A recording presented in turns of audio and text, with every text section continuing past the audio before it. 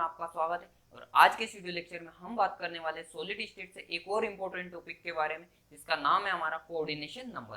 तो coordination number पढ़ने से पहले हम हमारे सॉलिड के स्ट्रक्चर को देखते हैं, क्योंकि कोऑर्डिनेशन नंबर हमें तभी आसानी से समझ में आएगा तब हमें सॉलिड का स्ट्रक्चर पता हो। तो सॉलिड के स्ट्रक्चर में हमने देखा था कि जो हमारे सॉलिड्स रहते हैं उनमें जो कंस्टिट्यूएंट पार्टिकल्स रहते हैं उनका अरेंजमेंट कैसा रहता है, काफी क्लोज अरेंजमेंट रहता है। यानी कंस्टिट्यूएंट पार्टिकल, जिन पार्टिकल से मिलकर हमारा सॉलिड बना हुआ है, उन पार्टिकल्स का अरेंजमेंट कैसा होगा, वो क्लोज अरेंजमेंट होगा कंस्टिट्यूएंट पार्टिकल्स का। यानी कि ये जो पार्टिकल रहेंगे, ये पार्टिकल काफी एक दूसरे के क्लोज बाइंड रहेंगे, क्लोज बंधे हुए रहेंगे। अब ये जो कंस्टिट्यूएंट पार्टिकल है, इनका क्लोज अरेंजमेंट होने की वजह से ये जो पार्टिकल्स रहते हैं, ये पार्टिकल्स क्या रहते हैं, ऑलमोस्ट एक दूसरे के साथ में टच में रहते हैं। तो कोऑर्डिनेशन नंबर किसे बोलते हैं? तो हमारा जो मान लो इस सॉलिड के केस में कंस्टिट्यूएंट पार्टिकल्स हैं, तो इसमें से कोई भी पर्टिकुलर पार्टिकल उठाते हैं हम, मान लो हमने इस वाले पार्टिकल की बात करें, तो इस पार्टिकल्स को कितने अदर दूसरे पार्टिकल से डायरेक्ट टच कर रहे हैं, उसे हम क्या बोलते हैं, कोऑर्डिनेशन नंबर। तो इस पार्टिकल्स को हम देखते हैं कितने पार्टिकल टच कर रहे हैं, तो वो हम देखते हैं कि एक ये पार्टिकल हमारा इसको टच कर रहा है, एक ये पार्टिकल टच कर रहा है, ये पार्टिकल टच कर रहा है, ये पार्टिकल और ये पार्टिकल, मतलब कि और एक ये पार्टिकल, मतलब कि कितने पार्टिकल इसे डायरेक्टली टच कर रहे हैं, तो 1 2 3 4 5 6, यानी कि 6 पार्टिकल हमारे इस पार्टिकल्स को डायरेक्ट टच कर रहे हैं। तो इस पर्टिकुलर पार्टिकल्स के लिए हमारा जो कोऑर्डिनेशन नंबर रहेगा वो क्या हो जाएगा, इस पार्टिकल्स के लिए 6 हमारा कोऑर्डिनेशन नंबर हो जाएगा। यानी कि दूसरे केस में भी अगर देखो तो हमारे जो जितने भी पार्टिकल है वो 6 दूसरे पार्टिकल्स के साथ में डायरेक्टली टच कर रहे हैं। ये हमारा थोड़ा सा स्ट्रक्चर गलत बन गया है, वरना हमारे इस केस में 4 पार्टिकल जो रहते हैं वो हमारे सॉलिड को डायरेक्ट टच करते हैं। तो अगर हम बात करें हमारे कोऑर्डिनेशन नंबर की, तो कोऑर्डिनेशन नंबर का सीधा सा मतलब ये होता है कि सॉलिड के केस में एक किसी भी एक पर्टिकुलर पार्टिकल्स को कितने अदर दूसरे पार्टिकल्स डायरेक्ट टच करते हैं, उसे हम क्या बोलते हैं, कोऑर्डिनेशन नंबर। तो पहले हम हमारे कोऑर्डिनेशन नंबर की डेफिनेशन लिखेंगे। तो कोऑर्डिनेशन नंबर की हमारी डेफिनेशन क्या हो जाएगी, वो हो जाएगी हमारी द नंबर ऑफ एटम्स। अगर आपके कंस्टिट्यूएंट पार्टिकल्स एटम्स है तो एटम्स, या मॉलिक्यूल्स है तो मॉलिक्यूल्स, या आयन है तो आयंस। तो द नंबर ऑफ एटम्स, कौन से नंबर ऑफ एटम, ऐसे नंबर ऑफ एटम जो हमारे किसी एक पर्टिकुलर पार्टिकल्स को क्या करते हैं, सराउंडिंग में, उसके टच में, डायरेक्ट टच में रहते हैं, उसे हम क्या बोलते हैं, कोऑर्डिनेशन नंबर। तो हमारी डेफिनेशन हो जाएगी the number of atoms which surrounded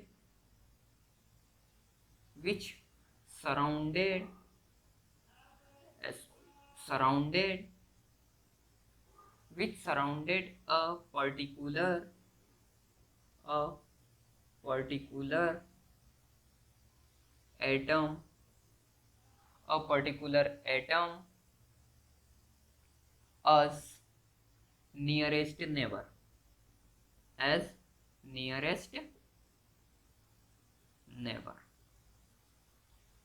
यानी कि ऐसे एटम्स या ऐसे पार्टिकल्स या ऐसे मॉलिक्यूल्स जो कि हमारे किसी एक पर्टिकुलर एटम को डायरेक्ट टच करते हैं एज ए नियरेस्ट नेबर, उसे हम क्या बोलते हैं, उस सॉलिड का कोऑर्डिनेशन नंबर बोलेंगे। तो अब ये जो हमारा कोऑर्डिनेशन नंबर रहता है वो हमारे हर सॉलिड के लिए अलग अलग रहता है, उसके स्ट्रक्चर के हिसाब से। अगर किसी सॉलिड का स्ट्रक्चर में मान लो कंस्टिट्यूएंट पार्टिकल काफी क्लोजली ज्यादा हेल्ड है, यानी काफी क्लोज एक दूसरे के साथ में बंधे हुए हैं, तो उनका जो कोऑर्डिनेशन नंबर रहेगा वो और ज्यादा रहेगा। 3 डायमेंशनली सॉलिड्स में और ज्यादा रहेगा कोऑर्डिनेशन नंबर। तो कोऑर्डिनेशन नंबर किस पे डिपेंड करता है किसी भी सॉलिड के लिए, वो हमारे सॉलिड के स्ट्रक्चर पर डिपेंड करता है हमारे सॉलिड का कोऑर्डिनेशन नंबर।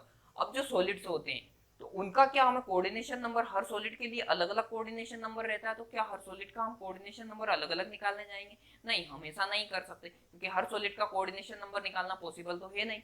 तो हमने जब हमारा सॉलिड स्टेट में पढ़ा था यूनिट सेल, तो यूनिट सेल हमारी क्या होती है कि किसी भी एक सॉलिड का जो स्ट्रक्चर रहता है उसकी वो सबसे छोटी यूनिट रहती है जो हमारे सॉलिड के सारे कैरेक्टरिस्टिक्स को डिफाइन करती है। तो अगर हमें किसी भी सॉलिड की एक यूनिट सेल का कोऑर्डिनेशन नंबर पता हो, तो क्या हम उस सॉलिड के कोऑर्डिनेशन नंबर नहीं बता सकते? बिल्कुल बता सकते हैं। यानी कि अगर हमें किसी भी सॉलिड की किसी न किसी एक यूनिट सेल का कोऑर्डिनेशन नंबर पता चल जाए, तो हम बता सकते हैं कि इस सॉलिड का कोऑर्डिनेशन नंबर ये रहेगा। तो अब आगे हम वही पढ़ने वाले हैं कि हम क्या करेंगे कि हमें यूनिट सेल का कोऑर्डिनेशन नंबर पता कर लेते हैं, तो हमें सारे सॉलिड्स का कोऑर्डिनेशन नंबर पता चल जाएगा। तो हमने जनरली 3 यूनिट सेल पढ़ी हुई है, जिसमें नंबर फर्स्ट पे हमने पढ़ी थी हमारी simple cubic cell, number second पे हमने पढ़ी थी हमारी बॉडी सेंटर्ड क्यूबिक सेल, और नंबर 3 पे हमने पढ़ी थी हमारी फेस सेंटर्ड क्यूबिक सेल। तो ये जो हमारी सिंपल क्यूबिक सेल होती है इनका कोऑर्डिनेशन नंबर क्या होता है, हमारी जो बॉडी सेंटर्ड क्यूबिक सेल होती है उनका कोऑर्डिनेशन नंबर क्या होता है, और हमारी फेस सेंटर्ड क्यूबिक सेल रहती है उनका कोऑर्डिनेशन नंबर क्या होता है, वो हम देखते हैं। तो सबसे पहले हमारी जो आती है वो हमारी आती है सिंपल क्यूबिक सेल। तो एक सिंपल क्यूबिक सेल एसएससी जिसे हम बोलते हैं सिंपल क्यूबिक सेल। तो सिंपल क्यूबिक सेल में हमें पता है कि जो कंस्टिट्यूएंट पार्टिकल्स रहते हैं वो कहाँ प्रेजेंट रहते हैं, तो वो हमारी जो सेल रहती है उसके कॉर्नर्स पे प्रेजेंट रहते हैं। तो हम एक सिंपल क्यूबिक सेल बनाते हैं। ये मान लो हमारी क्या है, एक सिंपल क्यूबिक सेल है, एक क्यूबिक स्ट्रक्चर दिया हुआ है। अब जो हमारे कंस्टिट्यूएंट पार्टिकल्स रहेंगे वो इस क्यूब के सारे कॉर्नर्स पर प्रेजेंट रहेंगे। यानी कि हमारे जो सिंपल क्यूबिक सेल रहती है उनमें कंस्टिट्यूएंट पार्टिकल्स कहाँ पे प्रेजेंट रहते हैं, तो वो हमारे क्यूब जो हमारी दिया हुआ है उसके कॉर्नर्स पर प्रेजेंट रहेंगे। कितने पार्टिकल्स रहेंगे, 8 पार्टिकल हमारे रहेंगे। तो सिंपल क्यूबिक सेल के केस में हम देखते हैं कि हमारे एक पर्टिकुलर पार्टिकल्स को उठाते हैं, हम किसी भी पार्टिकल्स को उठा लेते हैं। मान लो हम इस वाले पार्टिकल की बात करते हैं कि इस पार्टिकल्स के डायरेक्ट टच में कितने पार्टिकल्स रहते हैं, या इस पार्टिकल्स का कोऑर्डिनेशन नंबर क्या रहता है। तो हम इस क्यूब के अंदर देखते हैं, तो हमारे इस जो ये पार्टिकल दिया हुआ इस पार्टिकल्स को डायरेक्ट कितने पार्टिकल टच कर रहे हैं, डायरेक्ट कितने पार्टिकल इसके टच में है। तो देखते हैं हम, एक हमारा ये वाला पार्टिकल इसके डायरेक्ट टच में है, एक हमारा ये वाला पार्टिकल इसके डायरेक्ट टच में, और ये वाला पार्टिकल हमारे इस पार्टिकल्स के डायरेक्ट टच में है। अब क्या इस क्यूबिक सेल का कोऑर्डिनेशन नंबर 3 होगा, क्योंकि 3 पार्टिकल इसके टच में? नहीं, ऐसा नहीं होगा, क्योंकि हमारा जो सॉलिड से रहता है वो एक क्यूबिक सेल से मिलकर तो बना रहेगा ही नहीं। इस क्यूबिक सेल के ऊपर भी एक क्यूबिक सेल रहेगी, इस क्यूबिक सेल के एक जस्ट साइड में भी एक क्यूबिक सेल रहेगी, एक इधर भी क्यूबिक सेल रहेगी, और एक सामने यानी कि इस एक्सिस पर भी एक क्यूबिक सेल रहेगी। तो वो पार्टिकल्स भी तो इस पार्टिकल्स को डायरेक्ट टच करेंगे। तो आइए उसका स्ट्रक्चर भी हम बनाते हैं। तो एक क्यूबिक सेल हमारी कुछ इस तरह से इधर की साइड भी रहेगी इस सेल के, उसका स्ट्रक्चर हम कुछ इस तरह से बना लेते हैं।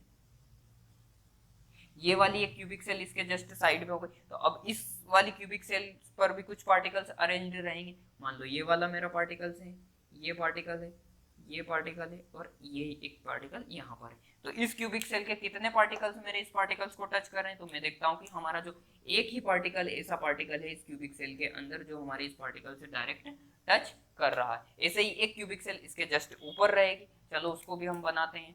तो एक हमारी क्यूबिक सेल कहाँ पे प्रेजेंट रहेगी, एक क्यूबिक सेल हमारी यहाँ पे प्रेजेंट रहेगी।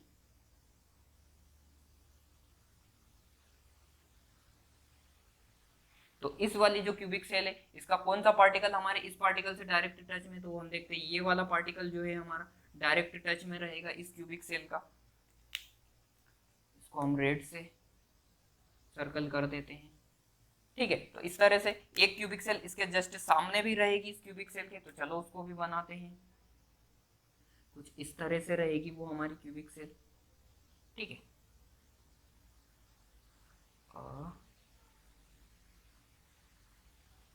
तो इस जो ये वाली क्यूबिक सेल है इसका ये वाला जो पार्टिकल्स रहेगा, ये वाला पार्टिकल डायरेक्ट इसके टच में रहेगा। ये थोड़ा सा यहाँ पे गलत बन गया है, ठीक है। तो इस तरह से हमारा कुछ स्ट्रक्चर रहेगा। तो ये वाला जो हमारा पार्टिकल है हमने इसको जिसको रेफरेंस पार्टिकल मान के चला है, इस रेफरेंस पार्टिकल को हम देखते हैं कितने पार्टिकल डायरेक्ट टच कर रहे हैं। चलिए गिनते हैं हम। सबसे नंबर फर्स्ट पे ये वाला पार्टिकल जो हमारी ऊपर वाली जो इस क्यूबिक सेल के ऊपर क्यूबिक सेल है इसका ये पार्टिकल हमें डायरेक्ट टच कर रहा है। एक हमें इस पार्टिकल को डायरेक्ट ये वाला पार्टिकल टच कर रहा है, यानी सेकंड नंबर का पार्टिकल ये टच कर रहा है। थर्ड पे ये पार्टिकल हमें टच कर रहा है डायरेक्ट। फोर्थ पे ये पार्टिकल हमें डायरेक्ट टच कर रहा है। फिफ्थ पे हमें इधर से ये वाला पार्टिकल डायरेक्ट टच कर रहा है, और सिक्स्थ नंबर पे हमें ये पार्टिकल डायरेक्ट टच कर रहा है। यानी कि हम बोल सकते हैं कि हमारी जो सिंपल क्यूबिक सेल रहती है उसके केस में हमारा जो CN नंबर रहेगा, कोऑर्डिनेशन नंबर रहेगा, वो हमारा क्या रहेगा, कोऑर्डिनेशन नंबर हमारा 6 रहेगा। यानी कि सिंपल क्यूबिक सेल के केस में हमारे 6 पार्टिकल्स ऐसे रहते हैं जो किसी भी एक दूसरे पार्टिकल्स को डायरेक्ट टच करते हैं, ठीक है। तो ये हो गया हमारा सिंपल क्यूबिक सेल। तो सिंपल क्यूबिक सेल के लिए हमारा कोऑर्डिनेशन नंबर क्या आया, 6 आया। अब हम बात करते हैं हमारे बॉडी सेंटर्ड क्यूबिक सेल की। पहले इसको रफ करते हैं। तो अब आएगी हमारी बॉडी सेंटर्ड क्यूबिक सेल। तो बॉडी सेंटर्ड क्यूबिक सेल के अंदर हमारे कितने पार्टिकल जो ऐसे रहते हैं जो हमारे एक पार्टिकल को डायरेक्ट टच करते हैं, तो उस बॉडी सेंटर्ड क्यूबिक सेल हम एक कंसिडर करके चलते हैं। ये हमारी क्या हो जाएगी, बॉडी सेंटर्ड क्यूबिक सेल।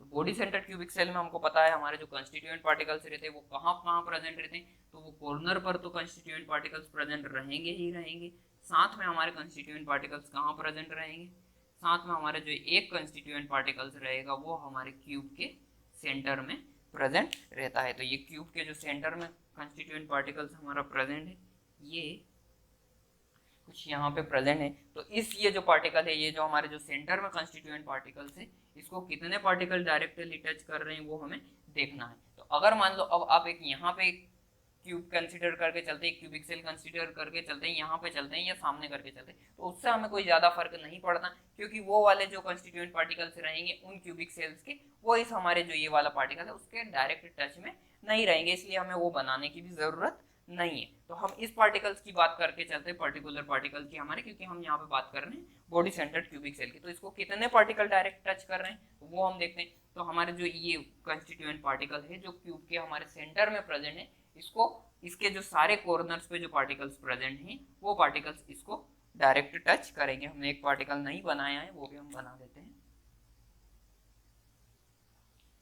तो ये जो इसके कॉर्नर्स पे जितने भी पार्टिकल्स हैं वो डायरेक्ट इस पार्टिकल्स को टच करेंगे, जैसे कि ये पार्टिकल्स, ये पार्टिकल, ये पार्टिकल, ये वाला पार्टिकल, ये पार्टिकल, ये पार्टिकल और ये पार्टिकल। तो इस तरह से इसको कितने पार्टिकल डायरेक्टली टच कर रहे हैं हमारे इस पार्टिकल्स को, तो हम देखते हैं कि सारे जो कॉर्नर्स पे पार्टिकल्स प्रेजेंट है वो पार्टिकल इसको टच कर रहे हैं। तो कॉर्नर्स पे कितने पार्टिकल्स प्रेजेंट है, 4 ऊपर वाले कॉर्नर पे, 4 नीचे वाले कॉर्नर पे, यानी कि हमारे जो बीसीसी के केस में बॉडी सेंटर्ड क्यूबिक सेल में हमारा जो सीएन रहेगा कोऑर्डिनेशन नंबर, वो कितना हो जाएगा, कोऑर्डिनेशन नंबर हमारा 8 हो जाएगा बॉडी सेंटर्ड क्यूबिक सेल के केस में। तो बॉडी सेंटर्ड क्यूबिक सेल जो रहेगी हमारे कितना कोऑर्डिनेशन नंबर लेके चलेगी, 8 कोऑर्डिनेशन नंबर लेकर चलती है। इसके बाद में बात करते हैं हम फेस सेंटर्ड क्यूबिक सेल की। तो फेस सेंटर्ड क्यूबिक सेल में हमारे जो कंस्टिट्यूएंट पार्टिकल्स रहते हैं उनका जो कोऑर्डिनेशन नंबर क्या रहता है वो हम देखते हैं। तो हम फेस सेंटर्ड क्यूबिक सेल एक बना के चलते हैं पहले।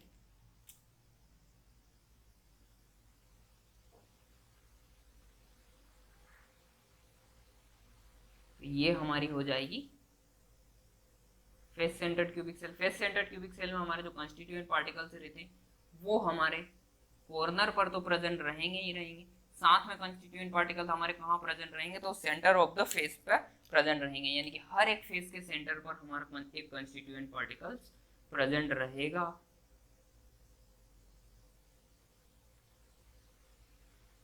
तो ये 6 पार्टिकल हमारी 6 फेस के सेंटर में प्रेजेंट रहते हैं। अब हम बात करते हैं कि हमारे जो फेस सेंटर क्यूबिक सेल रहती है उसका कोऑर्डिनेशन नंबर क्या रहता है, यानी कि उसमें एक पार्टिकल जो हमारा रहता है वो डायरेक्टली कितने पार्टिकल्स के साथ में डायरेक्ट टच में रहता है। तो मान लो हम इस पार्टिकल को रेफरेंस पार्टिकल लेके चलते हैं, तो ये पार्टिकल जो हमारा रहेगा वो कितने पार्टिकल्स के साथ डायरेक्ट टच में रहेगा, तो ये पार्टिकल जिस फेस पर प्रेजेंट है उसकी फेस के चारों जो कॉर्नर है उनके पार्टिकल्स के साथ तो टच में रहेगा ही रहेगा, यानी कि इसका कोऑर्डिनेशन नंबर 4 तो इन पार्टिकल्स की वजह से आएगा, प्लस इसका और जो कोऑर्डिनेशन नंबर रहेगा वो जो ये वाली हमारी फेस है जिस फेस पर ये प्रेजेंट है उस फेस को डायरेक्ट कितनी फेस टच कर रही है, और उन फेस के जो सेंटर में पार्टिकल्स रहते हैं उन पार्टिकल्स के डायरेक्ट टच में रहेगा, यानी कि ये वाली जो मेरी फेस है इसको ये वाली फेस भी डायरेक्ट टच कर रही है, तो ये पार्टिकल जो रहेगा इस पार्टिकल्स के डायरेक्ट टच में रहेगा, साथ में इस वाली फेस को ये वाली फेस जो है हमारी ये डायरेक्ट टच करेगी, तो ये वाला पार्टिकल्स भी हमारे इस पार्टिकल्स के डायरेक्ट टच में रहेगा, साथ में इस वाली ये वाली जो फ्रंट वाली फेस है ये भी हमारी इस पार्टिकल्स को डायरेक्ट टच कर रही है, तो इसका जो ये वाला पार्टिकल रहेगा ये पार्टिकल्स इस पार्टिकल से डायरेक्ट टच में रहेगा, प्लस इस वाली फेस के ये जो बैक वाली फेस है ये वाली फेस भी इसको डायरेक्ट टच करे, तो इस बैक वाली फेस का जो पार्टिकल्स रहेगा वो इसका डायरेक्ट टच में रहेगा। तो इस तरह से एक क्यूबिक सेल के अंदर, एक फेस सेंटर्ड क्यूबिक सेल के अंदर एक जो सेल रहती है, एक जो क्यूब रहता है उसके टोटल 8 पार्टिकल्स तो डायरेक्ट उसके टच में रहते, प्लस जो इसके साइड वाली जो क्यूबिक सेल रहेगी उस पर भी तो जो कुछ कंस्टिट्यूएंट पार्टिकल्स प्रेजेंट रहेंगे, तो ये जो पार्टिकल रहेगा उनके साथ भी डायरेक्ट टच में रहेगा। तो ये जो यूनिट सेल है इसके फेस के ऊपर भी कुछ कंस्टिट्यूएंट पार्टिकल्स प्रेजेंट रहेंगे, तो ये जो पार्टिकल्स रहेंगे उन पार्टिकल्स के साथ भी हमारा जो ये वाला फेस सेंटर्ड पार्टिकल है ये डायरेक्ट टच में रहता है। तो ये जो फेस है ये इस फेस के साथ डायरेक्ट टच में है, तो ये वाला पार्टिकल हमारे इस पार्टिकल के साथ टच रहेगा, प्लस ये वाली फेस इसके साथ डायरेक्ट टच है, तो इसका ये पार्टिकल और ये पार्टिकल इसके साथ डायरेक्ट टच में रहेगा। सिर्फ जो हमारी फेस है उसके जो अपोजिट साइड में फेस का जो पार्टिकल है ये वाला पार्टिकल और ये वाला पार्टिकल वो हमारे जो रेफरेंस पार्टिकल है जिसको हमने मान के चले ये वाला इसके साथ डायरेक्ट टच में नहीं रहेगा। तो इस तरह से हमारे जो एक पार्टिकल्स रहता है face centred cubic cell, face centred cubic cell में हमारे कितने पार्टिकल्स ऐसे रहेंगे जो डायरेक्टली टच में रहेंगे, तो गिनते हम कितने पार्टिकल्स हैं।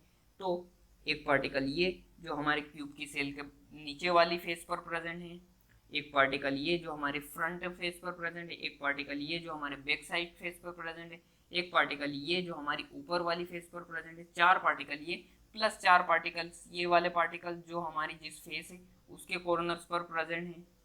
तो 5 6 7 8 यानी 8 पार्टिकल तो उसी पर्टिकुलर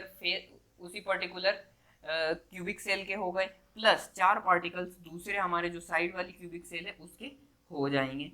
तो ये 9 10 11 और 12 यानी कि हमारा जो फेस सेंटर्ड क्यूबिक सेल रहता है उसके केस में जो हमारा कोऑर्डिनेशन नंबर रहेगा वो कितना हो जाएगा, 12 कोऑर्डिनेशन नंबर हो जाएगा।